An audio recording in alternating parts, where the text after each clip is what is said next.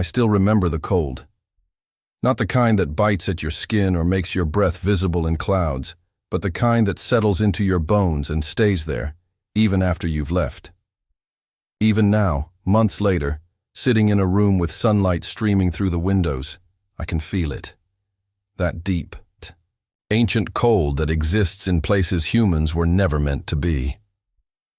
I was part of a glaciology team in Antarctica. We were studying ice core samples near the Ross Ice Shelf, looking for climate data trapped in layers of frozen time. It was my third season down there, and I thought I'd seen everything the continent had to offer. The brutal beauty, the crushing isolation, the way silence can be so complete it feels like a physical presence. I was wrong. It was Dr. Sarah Chen who first noticed the anomaly.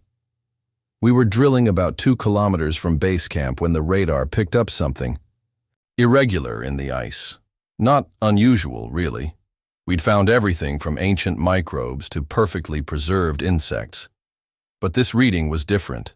The density was wrong. The shape was too regular. Could be a meteorite, Sarah said, though her voice carried doubt. But the composition doesn't match anything in our database. We should have reported it immediately.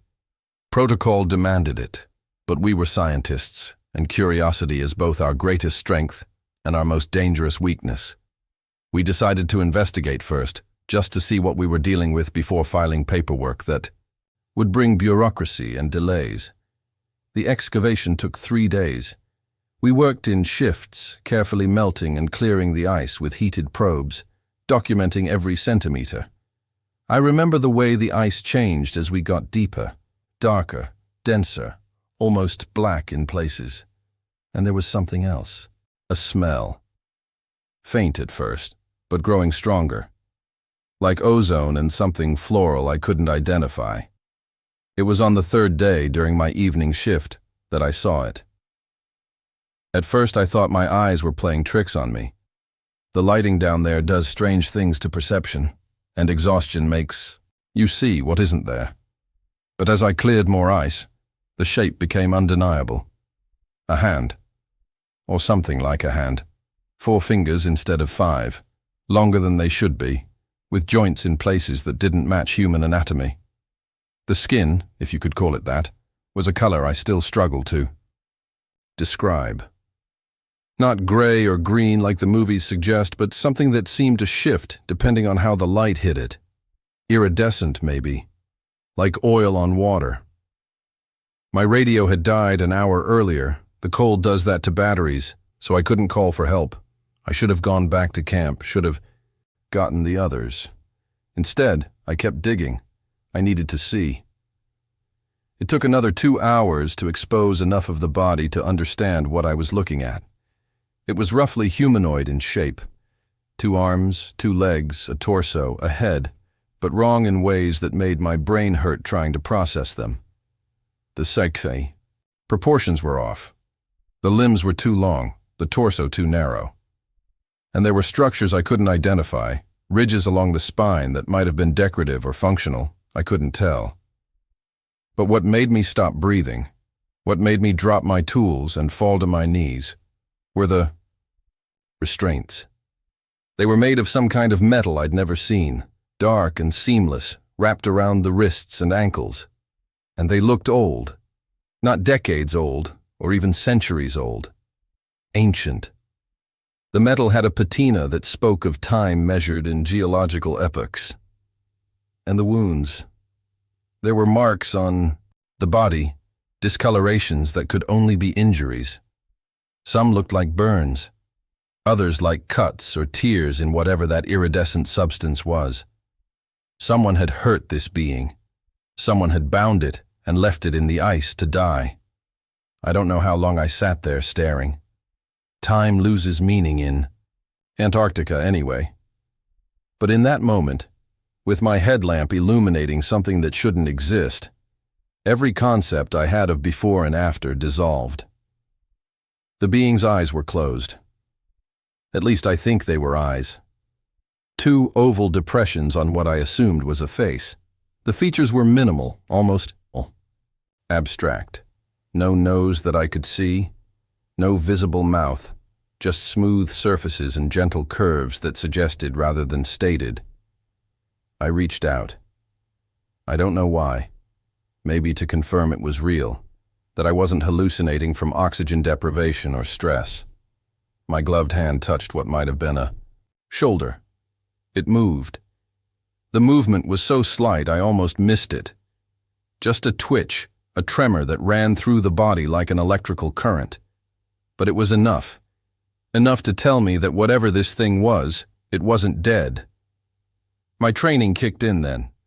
I'd done emergency medical response courses. I knew how to assess vitals, how to stabilize trauma patients. But this wasn't a patient in any sense I understood. I didn't know if it had a heart or lungs, or anything resembling human biology. I did the only thing I could think of. I started trying to remove the ice more quickly, to free it, completely. If it was alive, it needed to be somewhere warmer, somewhere I could actually examine it properly. It took another hour. By the time I'd cleared enough ice to move the body, my hands were shaking from cold and adrenaline. The being was surprisingly light, or maybe adrenaline made it feel that way. I fashioned a makeshift sled from our equipment cases and began the trek back to camp. The journey should have taken 30 minutes. It took me nearly 2 hours, dragging the sled through snow and ice, stopping every few minutes to make sure I was still heading in the right direction. The GPS unit on my wrist became my lifeline, a small screen of numbers that meant survival versus dying alone in the dark. When I finally saw the lights of base camp, I wanted to cry. But I also felt a growing dread. What was I going to say? How do you explain something like this? In the end, I didn't have to explain much. When I pulled the sled into the equipment bay and Dr. Marcus Webb, our team leader, saw what was on it, his face went through about 5 different emotions in rapid succession: confusion, disbelief, fear, wonder, and finally, something that looked almost like resignation. "Jesus Christ," he whispered, which felt like an odd thing to say, though I didn't know why yet.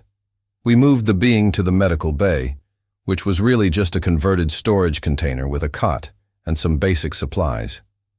Sarah was there within minutes, and then James Liu, our geologist, and Catherine Okoye, who handled our communications. We stood in a circle around the examination table, staring at what I'd found. "Is it alive?" Sarah asked. I nodded. "I think so. It moved when I touched it." Marcus was already on the radio, but Catherine stopped him. "Wait. If we report this, they'll take it. You know they will. Government, military, whoever gets here first, and we'll never know what it is or where it came from." "We have to report it," Marcus said, but his hand had already moved away from the radio. We spent the next several hours examining the being as best we could with our limited equipment.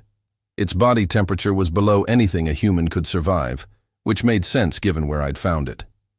There was no detectable heartbeat, at least not one our instruments could pick up, but there were signs of life. Subtle electrical activity, faint rhythms that might have been breathing or something analogous to it. The restraints were the biggest mystery. We tried every tool we had, but nothing could cut or even scratch the metal. It was as if they'd been grown in place rather than attached. It was Sarah who noticed the symbols. They were etched into the metal, so fine. You needed magnification to see them clearly. Not words in any language we recognized, but patterns that seemed intentional, deliberate. "They look almost like—" Sarah trailed off, leaning closer to the microscope. "Like circuit diagrams, or maybe star maps, I don't know." James was examining James was wounds. "These aren't fresh. Some of them have healed, or started to. Which means this thing has been alive in the ice for, I don't even know how long. The ice layer where I found it dates back at least 50,000 years, I said.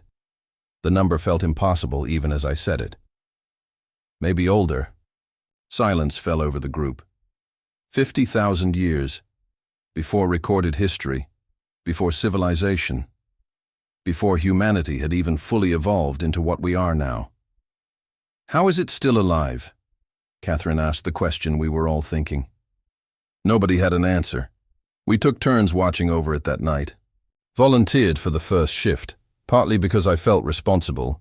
I'd found it, I'd brought it here, and partly because I couldn't have slept anyway. I sat in a chair beside the examination table, watching the slight rise and fall of the being's chest, if it was a chest. Around 3 in the morning, its eyes opened. I'd been dozing, my head nodding forward despite my best efforts to stay alert. Something made me look up. A sound or a feeling, I'm still not sure, and found myself staring into eyes that were nothing like human eyes. They were completely black, no visible iris or pupil, just a depthless dark that seemed to absorb light rather than reflect it. And they were looking at me with an intelligence that was unmistakable. I should have called for the others, should have backed away, should have done any number of sensible things. Instead, I leaned forward and said, "Can you understand me?" The being didn't respond, not with words anyway.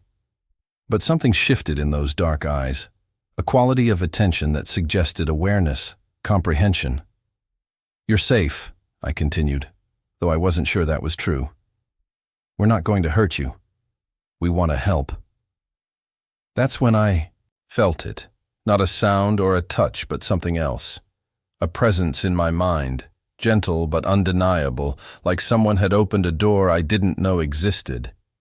Images flooded my consciousness, not memories, not mine anyway, but sensations, impressions, fragments of something vast and ancient. I saw stars. That didn't match any constellation I knew. I saw structures that made our cities look like sandcastles. I saw beings like the one in front of me, hundreds of them, thousands maybe, engaged in activities I couldn't begin to understand. And then I saw the capture. I saw this being bound and broken, pulled from something that might have been a ship or a building or something else entirely. I saw faces twisted with fear and rage. Human faces, though from a time when humans looked slightly different than we do now. I saw fire and blood and ice. The images cut off as suddenly as they'd started, leaving me gasping, clutching the edge of the table. The being's eyes had closed again. But I knew, with absolute certainty, that it had shown me those things deliberately. It was trying to communicate. I sat there for a long time, trying to process what I'd experienced. It felt like a dream, like something I'd imagined, but it was too vivid, too detailed to dismiss. When Sarah came to relieve me at dawn, I didn't tell her what had happened. I didn't know how. Over the next few days, we established a routine. We took turns monitoring the being, documenting everything we could, trying to find ways to remove the restraints. Marcus still hadn't reported our find, and none of us pushed him to. We were all complicit in the silence, drawn by the same desperate curiosity. The being seemed to be recovering, if that's the right word. Its body temperature rose slightly. The wounds began to show, signs of healing. And every so often when I was alone with it, those black eyes would open and look at me with that same unsettling intelligence. It was on the 5th day that it happened again. The contact. The opening of that door in my mind. This time, the images were more focused, more deliberate. I saw Earth from space, but not the Earth I knew. The continents were in different positions, the ice coverage more extensive. I understood somehow that I was seeing our planet as it had been tens of thousands of years ago. I saw a ship descending through the atmosphere. Not a ship, like our spacecraft, bulky and mechanical, but something elegant, organic almost, that seemed to flow through the air rather than fight against it. I saw the crash. Something had gone wrong, systems failing, the ship spinning out of control. It came down in what would eventually become Antarctica, back when it was still part of a larger landmass, before the ice sheets had fully formed. I saw survivors emerging from the wreckage. Maybe a dozen of them, moving through a landscape of snow and rock. And I saw the humans who found them. This is the part that still haunts me. The humans who discovered them weren't primitive cavemen. They were sophisticated, organized, wearing clothing that suggested culture and society. And they were terrified. I don't know if there was an attempt at communication. The images weren't clear on that. But I saw the violence that followed. I saw the beings, like the one before me, being hunted, captured, killed. I saw their technology stripped from the crash site, carried away by humans who didn't understand what they had found, but understood its value. And I saw this being, the one in front of me, separated from the others, bound with its own technology, beaten and left to die in the ice. But it hadn't died. Somehow, impossibly, it had survived, frozen in time, waiting. When the vision ended, I was crying. I didn't realize it until Sarah touched my shoulder and asked if I was okay. I wiped my eyes and nodded, unable to speak. That night, I sat with the being again. Its eyes were open, watching me with what I'd started to think of as patient curiosity. "Why did you show me that?" I asked aloud, knowing it couldn't answer in words but hoping for another vision, another glimpse of understanding. Instead, something different happened. The being moved, slowly, painfully, lifting one of its bound hands toward me. The gesture was unmistakable. It wanted me to touch it, to make physical contact. I hesitated. Every scientific protocol, every safety procedure screamed at me not to. We didn't know anything about this being's biology, whether it carried pathogens, whether touch would be harmful to me or to it. But I'd already broken every other rule by keeping it secret, by not reporting the find. What was one more breach? I pulled off my glove and placed my hand over its bound one. The contact was electric, not literally, but that's the only way I can describe it. The door in my mind didn't just open. It dissolved completely. For a moment, maybe longer.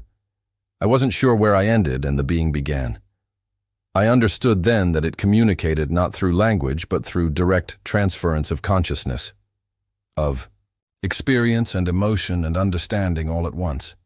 And in that moment of connection, I felt what it felt. Loneliness, crushing, absolute loneliness that had lasted for millennia. The pain of watching time pass while frozen, aware but unable to move, unable to die. The confusion of waking to find everything it had known gone, its companions dead, its world transformed beyond recognition. But there was something else too, something that surprised me. Hope. A fragile, persistent hope that had survived 50,000 years of isolation. When the connection broke, I was shaking. The being's eyes had closed again, and I could sense exhaustion radiating from it. The communication had cost it something, taken energy it barely had. I sat there for hours, processing what I'd experienced. The emotional weight was almost unbearable. How do you carry the memory of 50,000 years of solitude? How do you hold someone else's pain like that? Marcus found me in the morning, still sitting in the same chair. He took one look at my face and knew something had changed. "It's been talking to you," he said. It wasn't a question. I nodded. "What has it told you?" I tried to explain, to put into words something that existed beyond language. I told him about the crash, about the humans who had found the survivors, about the violence and the binding. I told him what I'd felt, that crushing loneliness. Marcus listened without interrupting, his expression unreadable. When I finished, he was quiet for a long time. "We have to report this," he finally said. "This is beyond us. This is first contact. This changes everything." "They'll take it away," I said. "They'll lock it up, study it like a specimen. It's been a prisoner for 50,000 years. We can't do that to it again." "What do you suggest? We can't keep it hidden forever. And even if we could, what then? We don't know how to care for it, how to remove those restraints, how to help it. He was right, of course. But the thought of handing this being over to authorities, to military or government agencies, that would see it as a threat or a resource rather than a person, made me sick. Give me more time, I said. Let me try to understand what it needs, what it wants. A few more days. Marcus looked at the being, then back at me. 3 days. Then we make the call. I spent every available moment with the being over those 3 days. The others started to notice, commenting on my obsession, but I couldn't help it. Each contact, each exchange of consciousness revealed more. I learned that its species, I never found a word for what they called themselves, the concept didn't translate, had been exploring Earth for thousands of years before the crash. They'd watched human development from a distance, fascinated by our rapid evolution, our creativity, our potential. They'd seen us as children, in a way young and volatile, but promising. The crash had been an accident, a genuine malfunction, not an invasion or even a deliberate landing. They just wanted to observe, to learn. And humans, frightened by what they didn't understand, had responded with violence. I learned about the being's life before Earth. It had been a scholar isn't quite right, but close enough. Someone who studied emerging civilizations across the galaxy, documenting their development, their cultures, their unique expressions of consciousness and creativity. Earth had been meant to be just another assignment, another entry in an endless catalog of worlds. Instead, it had become a prison. But here's what still keeps me awake at night. What changed something fundamental in how I see the world. The being knew about Jesus, not in the way you might think. It had been frozen long before Christianity existed, long before the Roman Empire or the historical figure of Jesus was born. But in one of our connections, when I was trying to understand its perspective on humanity, it showed me something that I still struggle to comprehend. It showed me a pattern, a recurring pattern in human consciousness that appeared across cultures and throughout history, long before and long after its imprisonment. The pattern was complex, multidimensional, but at its core was this. Humans, alone among all the species it had studied, possessed an unusual capacity for what it understood as sacrifice for others, for choosing suffering in service of something greater than themselves. This pattern intensified, became more focused at certain points in history, and one of the strongest manifestations of it, one of the clearest expressions, centered around a figure in first-century Palestine who had taught and lived that principle so completely that he'd been executed for it. The being didn't use the name Jesus. It didn't have a concept of Christianity or religion as we understand it. But it recognized the pattern, saw it as part of something larger, something it called, and I'm translating concepts that don't really have words, the self-giving force that underlies consciousness itself. You carry this pattern, more strongly than most of your species, it communicated to me. Not in words, but in understanding. This is why I chose to reveal myself to you. I didn't understand what it meant at first. I'm not particularly religious. I was raised Catholic but drifted away from the church in my 20s. Became the kind of person who respects religious people but doesn't quite get it themselves. I certainly didn't think of myself as someone who embodied self-sacrifice, but the being showed me moments from my own life, seen through its perception.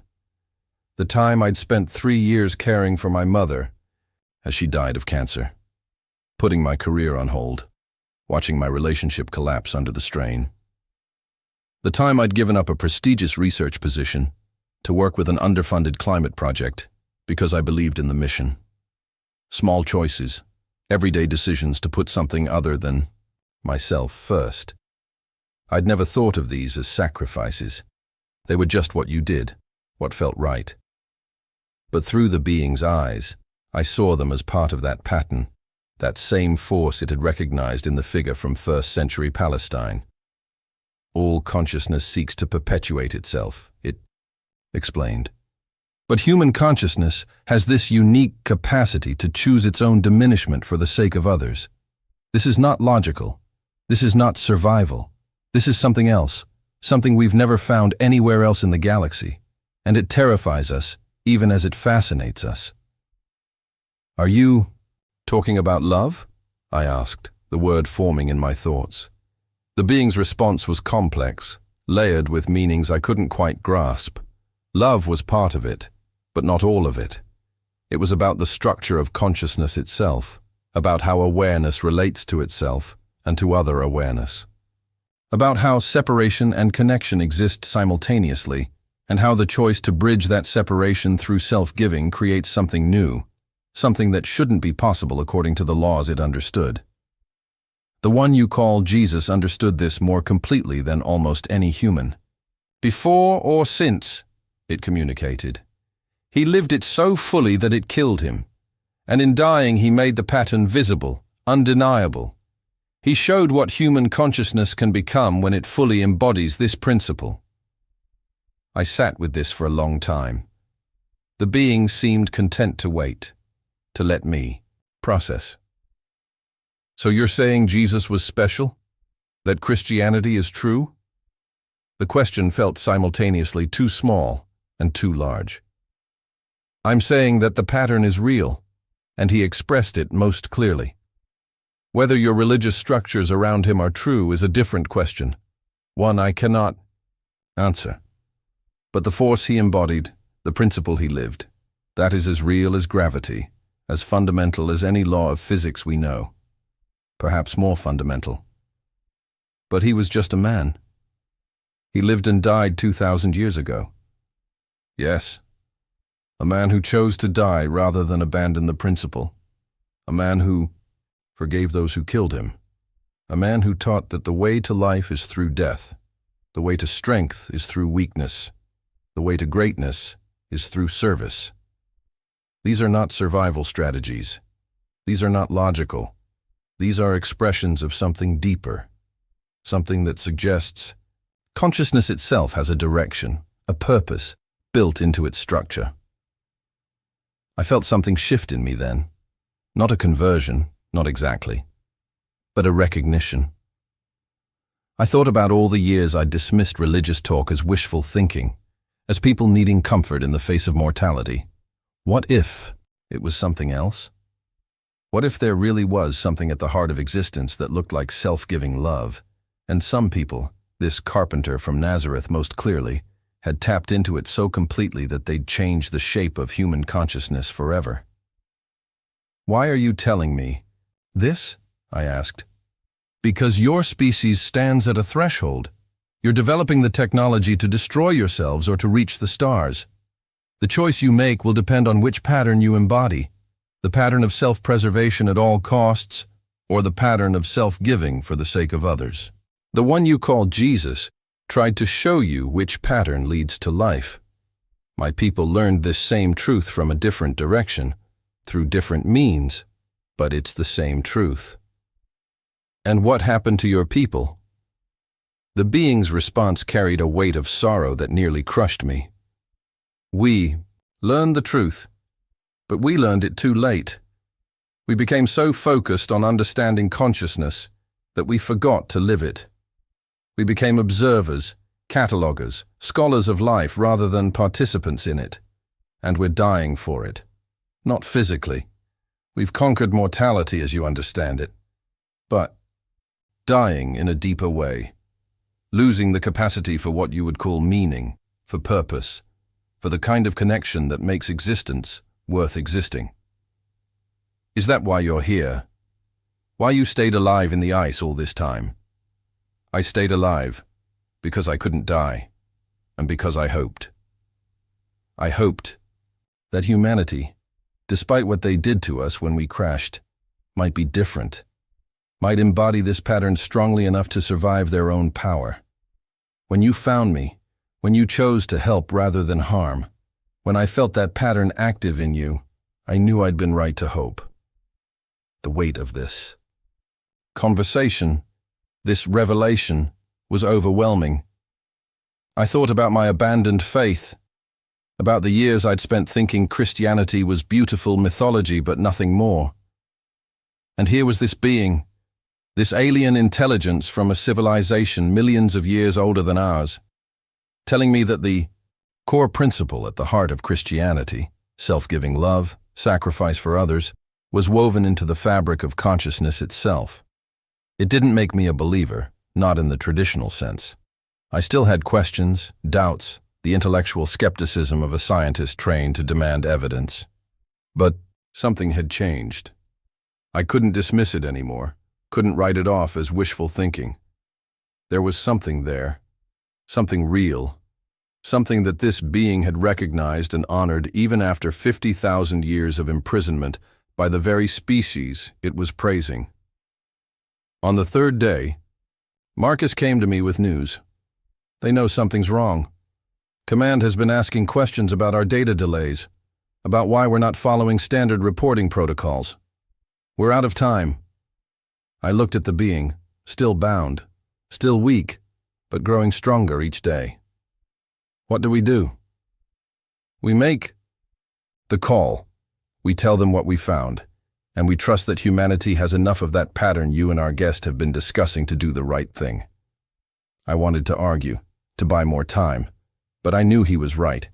This was too big for us to handle alone, and maybe, just maybe, the fact that we'd cared for this being rather than exploiting it, that we'd listened to it rather than just studying it, would matter. Maybe that pattern was stronger in humanity than I feared. Before Marcus made the call, I had one final session with the being. I told it what was about to happen, that more humans would come, that we couldn't protect it anymore. Its response surprised me. I know. It's time. My kind are coming to retrieve me. They've known where I was for some time now.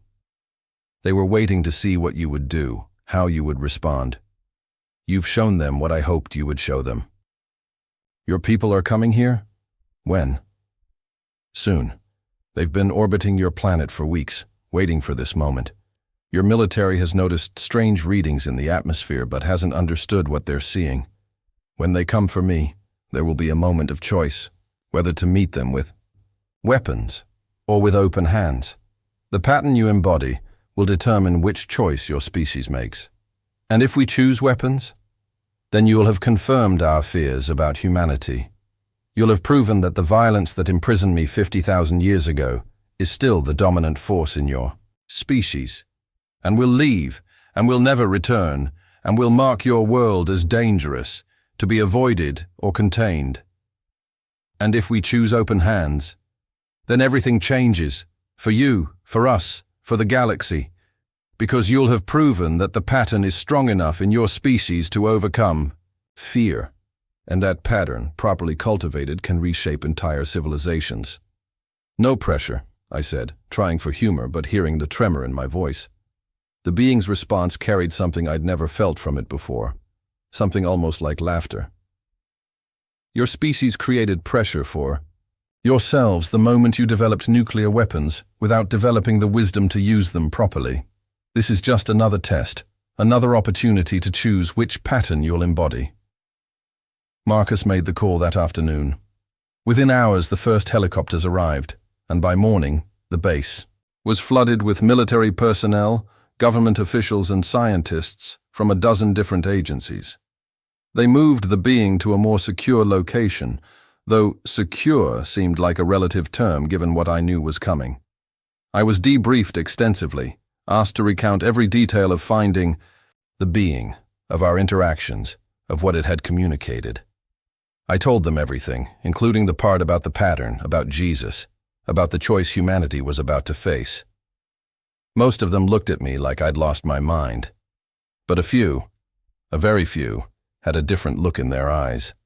Recognition, maybe, or hope. It was Dr. Elizabeth Okonkwo, a xenobiologist brought in to examine the being, who pulled me aside on the third day after the authorities arrived. I believe you, she said quietly, about the pattern, about what it said. I've spent my whole life looking for evidence of extraterrestrial intelligence, and I always wondered what they'd tell us about ourselves when we found them. I never expected this, but it fits. It fits with things I've felt but never could articulate. What happens now? I asked. Officially?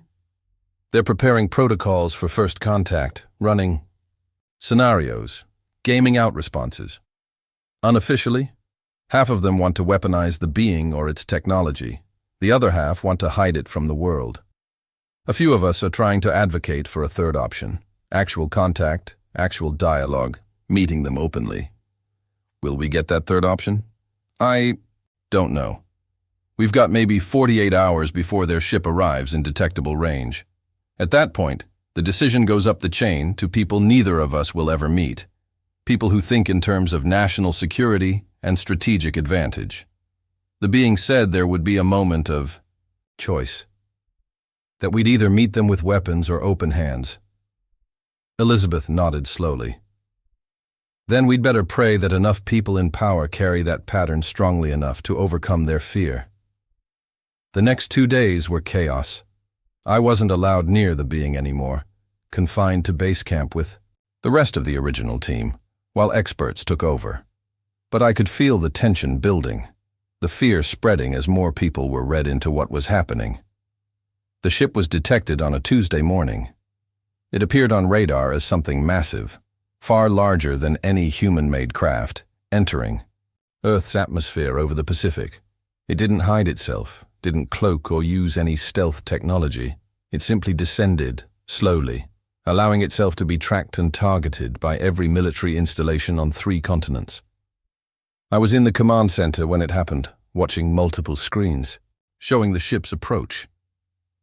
It was beautiful in a way that human engineering could never match.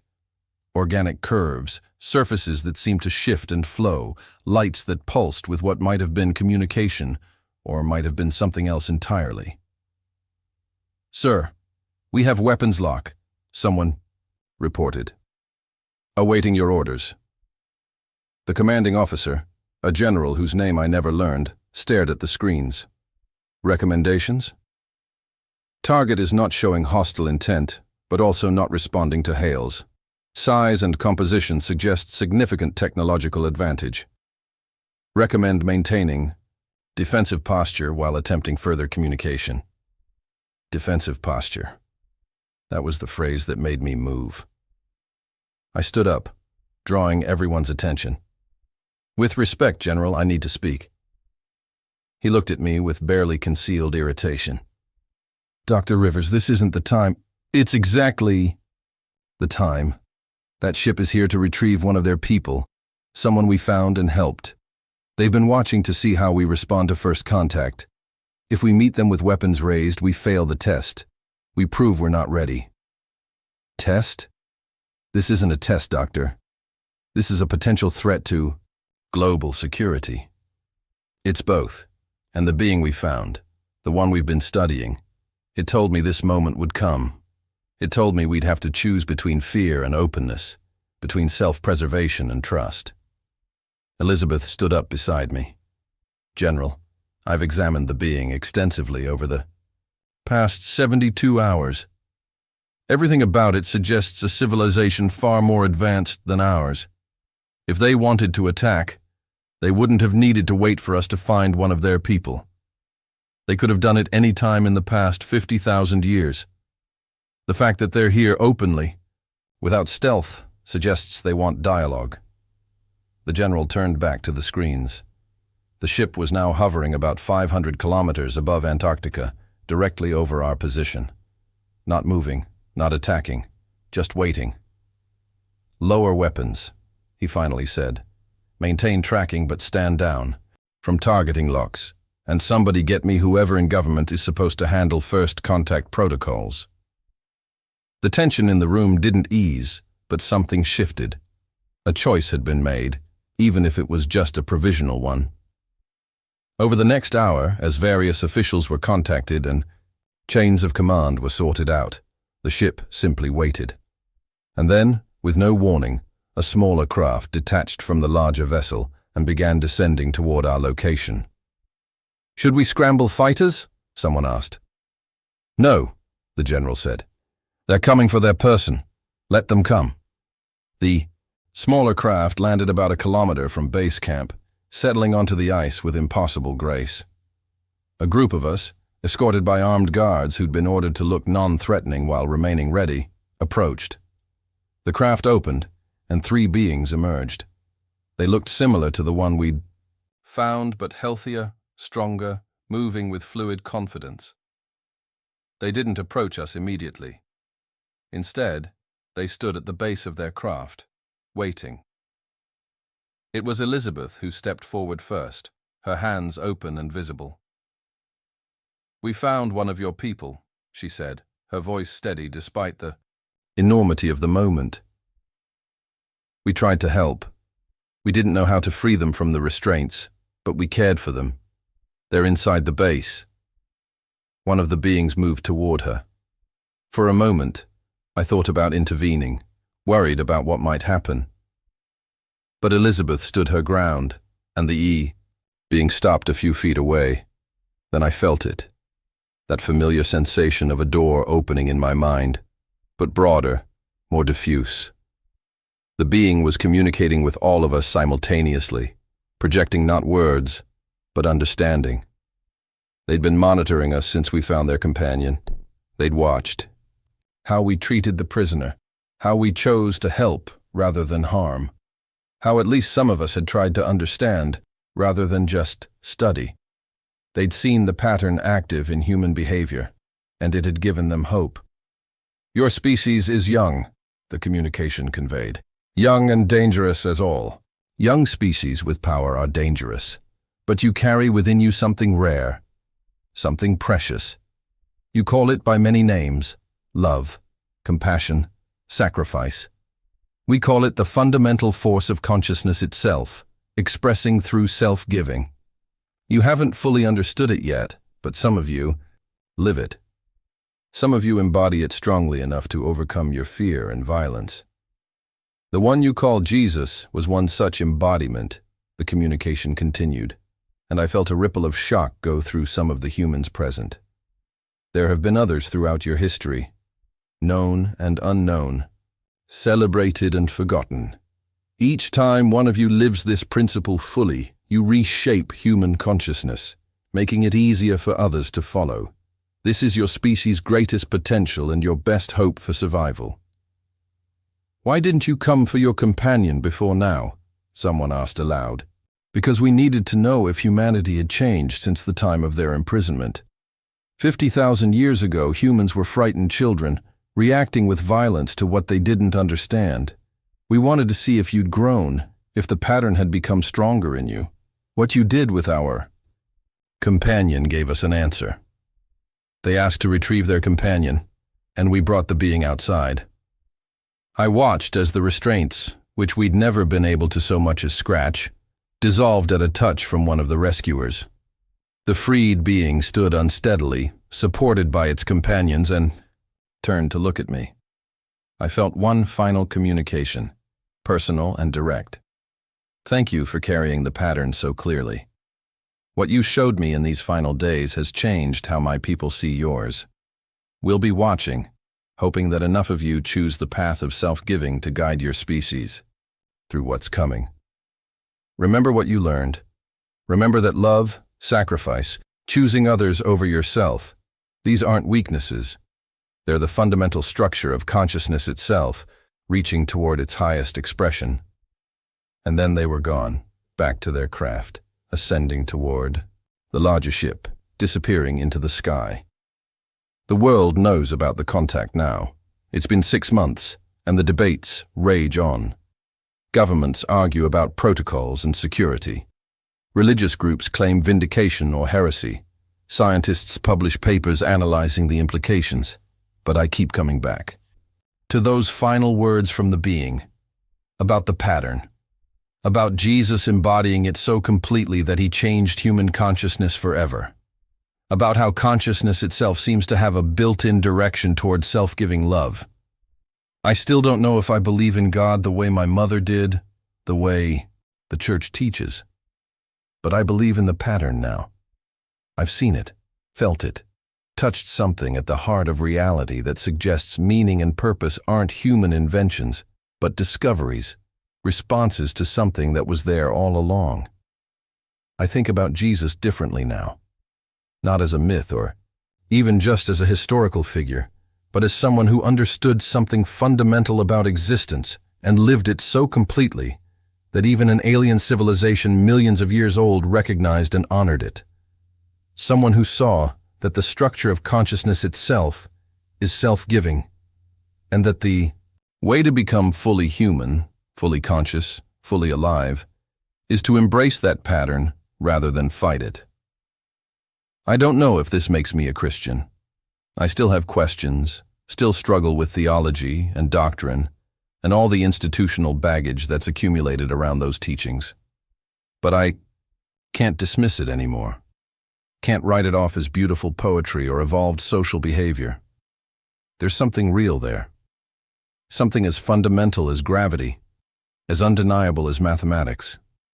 A force at the heart of existence that looks like self-giving love, that Jesus tapped into so completely he transformed human history, that a being from the stars recognized as the key to humanity's survival and transcendence. I think about the being often trapped in ice for 50,000 years, holding on to hope that humanity might have changed, might have grown into our potential. And I think about the moment of choice we faced, weapons or open hands, fear or trust. We chose trust, barely, imperfectly, with 1,000 qualifications and contingency plans. But we chose it. And in that choice, I saw the pattern active in our species, the same pattern that the being had recognized, the same principle that Jesus had embodied so completely.